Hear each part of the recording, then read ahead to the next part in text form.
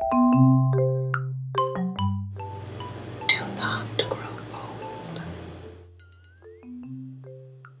Hi people, and welcome to Sexy Astrology for the month of July, the month of motherhood. And that is something I majored in, and that is why I'm an entire month and 8 days late.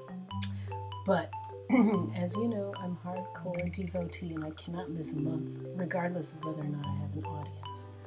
So I just want to touch on a few topics.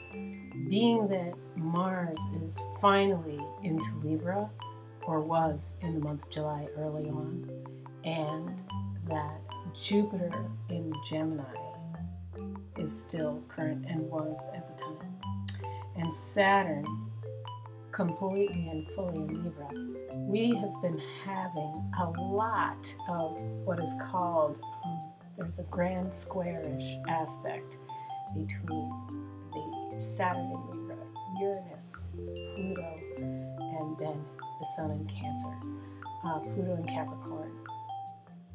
And what this means is that there's a high degree of perfectionism afoot. Do not fall for this, people. I really did, which is probably why it took me so long to get to the computer. But I'm not perfect, and I hope that you don't hold yourself to unreasonably high standards, because the month of July, it was really hard on a couple of different signs, but mostly Librans, and certainly mostly people who tend to be driven towards perfection. Okay, so that's all I want to say about the general aspects of the month of July 2012. And here now, your horoscope. Oh, something sexy. Shoes.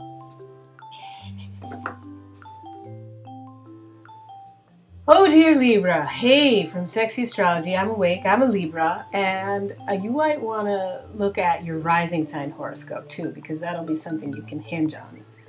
And lucky for me, mine's Scorpio, so I can hinge onto my Scorpio stuff a little bit more and just grab it. There's a super duper aspect of you needing to really focus on your work and the last project you started. And at the same time, there's a lot of blocking your efforts. People actually coming in to tell you no. So I'm just here to validate that if that is happening to you. But what I have to offer is that, you know what, just tell them to go away.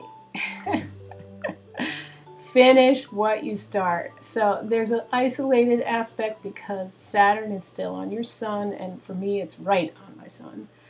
And for many of you, it may have kind of drifted off, but then there's Mars in your sign.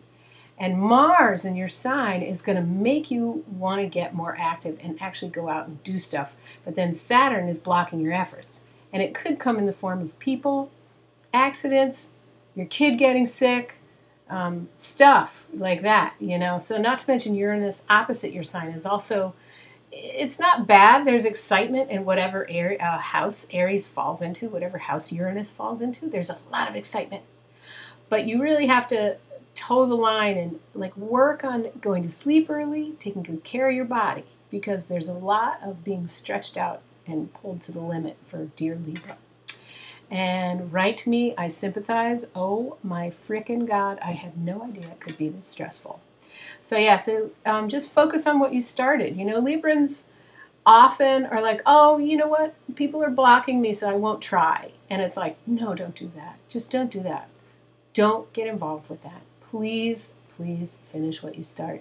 You know that if somebody's blocking you, you're really onto something, man. You push some buttons, you must be doing something right. A to the man. Well, I'll just tell you one thing. My child broke his hand, had to go to the hospital, suffered a seizure, had an extra visit. We had all these surgeries for our kittens. All these things came up that were kind of blocking me to get involved with something that was really important to me. And I just happened to run into somebody that was in my field, and they loved my idea. So I just have to tell you that that is what it's all about. Like on the one hand, you're being blocked, and then you'll get a little tiny crumb or a big God cookie, as I like to call it, that says you're on the right path. Yes. Okay. Have a great month.